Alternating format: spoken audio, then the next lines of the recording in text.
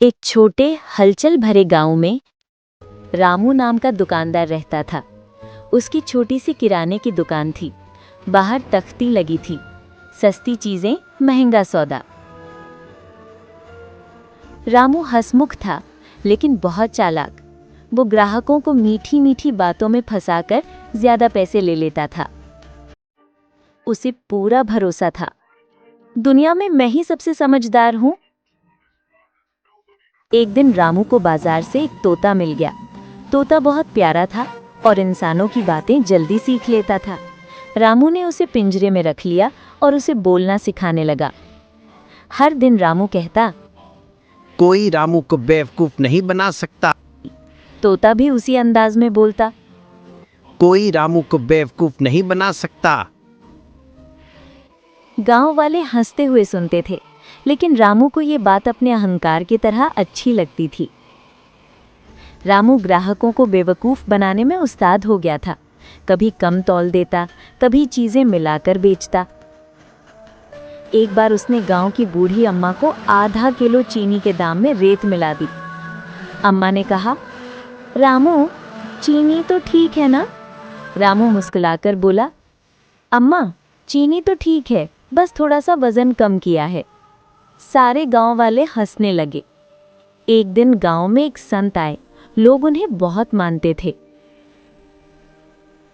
उन्होंने रामू से कहा, बेटा, ज्यादा चालाकी करने वाला हमेशा अपने ही जाल में फंसता है। रामू हंसते हुए बोला, संत जी, मैं व्यापार में हूं, यहां दिमाग चाहिए, दया नहीं। संत बोले, ठीक है, 3 दिन में तेरा भाग्य खुद तुझे सच्चाई दिखाएगा। रामू ने कंधे उचकाया और बात टाल दी। तीसरे दिन सुबह एक अजनबी अमीर ग्राहक उसकी दुकान पर आया। उसके पास सोने की अंगूठियां, चमकदार कपड़े और भारी थैला था। उसने बहुत सारा सामान खरीदा, तेल, आटा, मिठाई, सब कुछ। फिर बोला, भाई, मैं जल्दी में हूं, शाम तक पैसे दे जाऊंगा। रामू ने सोचा, इतना अमीर आदमी है, पैसे तो जरूर देगा। उसने बिना सोचे सब सामान दे दिया, पर वो आदमी कभी वापस नहीं आया। रामू दुकान में बैठा गुस्से से बड़बड़ा रहा था। कैसे ठग लिया मुझे? तभी तोता बोला, रामू को बेवकूफ बना गया।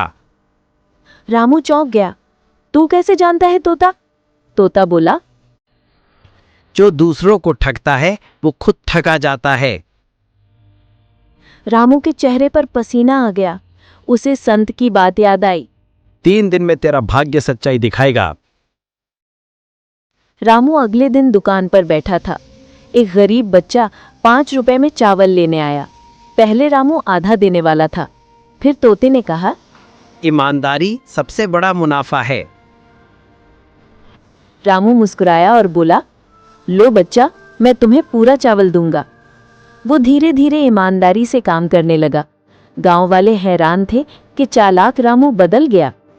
कुछ महीनों में उसकी दुकान गांव की सबसे भरोसेमंद दुकान बन गई।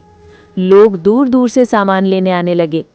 रामू ने गरीबों को मुफ्त खाना और जरूरतमंदों को उधार देना शुरू कर दिया। तोता अब रोज कहता, रामू अच्छा आदमी है, रामू का दिल बड़ा है।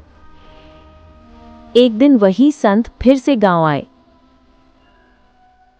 उन्होंने मुस्कुराकर कहा, कैसे चल रहा है रामू? अभी भी तुम्हारी लालची आंखें तुम्हें ले डूबेंगी? रामू झुक गया और बोला, संत जी, आपने सही कहा था, आज मेरा दिल अमीर है, दुकान तो खुद चल रही है।